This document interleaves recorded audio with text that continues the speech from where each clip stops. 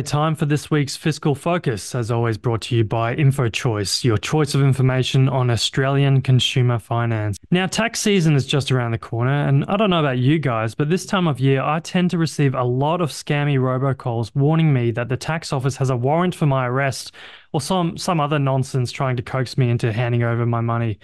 I'm obviously not alone, with HSBC Australia warning Australians need to be on guard this tax season as scammers become more sophisticated. Joining us to share some tips about how to reduce the risk of becoming a scam victim is HSBC Australia's Head of Wealth and Personal Banking, Jessica Power. Welcome to the Savings Tip Jar, Jessica. Thanks for having me, Dom. Thanks for joining us, Jessica, on short notice. So, just off the top, what should Aussies be wary of this upcoming tax season that's coming soon? So it's always good to be vigilant when it comes to scams, but particularly at this time, we do expect that scammers will be clever, as they always are, and focus on tax time. It's a time when people are expecting to get emails or potentially text messages alerting them to completing those taxes. So it's really, really important that people stop and think when they get those messages. We know that the ATO uses official apps, official websites. Please make sure that you do use those official apps, just like you would any organisation, and avoid clicking on links or responding to any emails that in these cases are generally not from the ATO. So just on that, Jessica, when you do get these calls and emails from people saying that that they're from the ATO and they sound really legit, should we just be assuming that it's definitely not the ATO, that they would never contact us in this manner? I think it's always best to check, and it's not just with the ATO as well. It's really important, if you're getting a cold call or email, you actually check and see, is that phone number from an official phone number? It's very easy to do. Go to the official websites and look at the phone numbers that are likely to contact you. Also emails. Just all you need to do is put your cursor over the email address and check if it's an official email. But regardless, do not click on any links. The ATO have confirmed this. Most organisations will not ask you to click on a link. What they'll do is refer you to an official call centre, their official app, or website to actually respond to them on.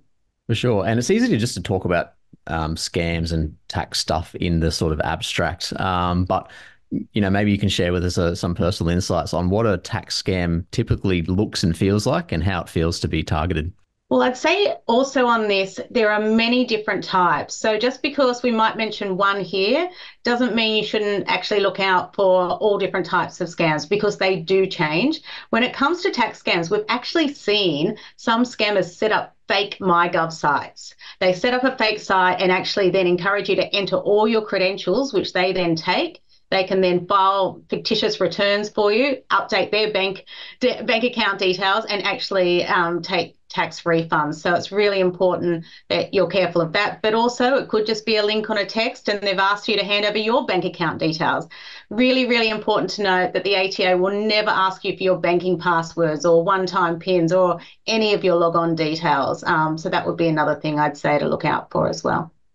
So Jessica, what if you did, fall at the first hurdle and you clicked on that link and maybe you filled out a form, and then you suddenly later realize that you think you're actually being scammed? What should you do? Should you contact your bank or the ATO? Or what's the best course of action? It depends what you've given, but if you've actually given any access to your banking details, I would suggest contacting your bank first, making sure that blocks are placed on all of your accounts and they actually secure your account. I'd also be contacting the ATO to make sure that there hasn't been a fictitious return submitted in your case, and ensure that your password on your ATO site or MyGov has been changed as well. For sure. And there's recently been a lot of talk about the, incoming stage 3 tax cuts. Do you reckon scammers have seen this announcement and thought, oh, goody, it's going to be rife for the picking, perhaps for the more vulnerable Australians who aren't as tech savvy? Do you think the stage 3 tax cuts have kind of enticed a few more scammers out of the woodwork? It's possible. So definitely what you'll see scammers do is take anything topical, anything that people are talking about, to make them sound more legitimate. We had the Taylor Swift scams. We've got all different types out there, but definitely they'll look at what's topical, looking at, what's in the news, and really it's all about them trying to get your confidence. So absolutely, it's good to watch out for all of those sort of things. Yeah, I guess with the government's sort of $40 million advertising campaign all around the stage three tax cuts all over our TVs and billboards and the like, that it certainly is on people's minds at the moment. So I've got no doubt that scammers will probably look to capitalize on that. What about HSBC, Jessica? Is there anything that that bank in particular is doing to protect customers from scams? Absolutely. We're always looking out for new scams to try and warn our customers, investing heavily in terms of scam mitigation as well. But the key thing we'd always say to our customers is always check the phone numbers you're dealing with. We do have on our website the list of the HSBC numbers that will be in contact with you or for you to call, and make sure you use our official apps and channels as well. And again, no organisation and no bank, and definitely not the ATO, will ever ask a customer to share their one-time passcodes. Really, really important that everyone knows to keep those one-time passcodes safe. They're for their use only, to enter directly into those official apps. So again, yeah, it's important not to share any of those passwords or codes. Absolutely. And just finally, Jessica, what's the difference between perhaps using MyGov? Like you mentioned MyGov like a few times.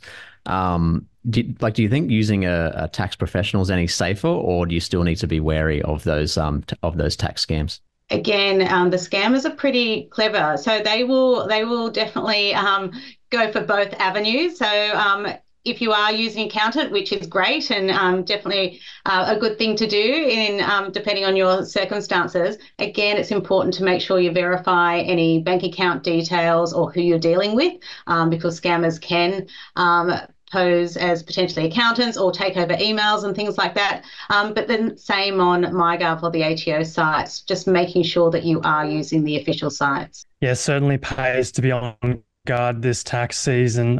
Jessica, I really appreciate your insights. Thanks so much for joining us on the Savings Tip Jar podcast. Thank you. Awesome. Thank you.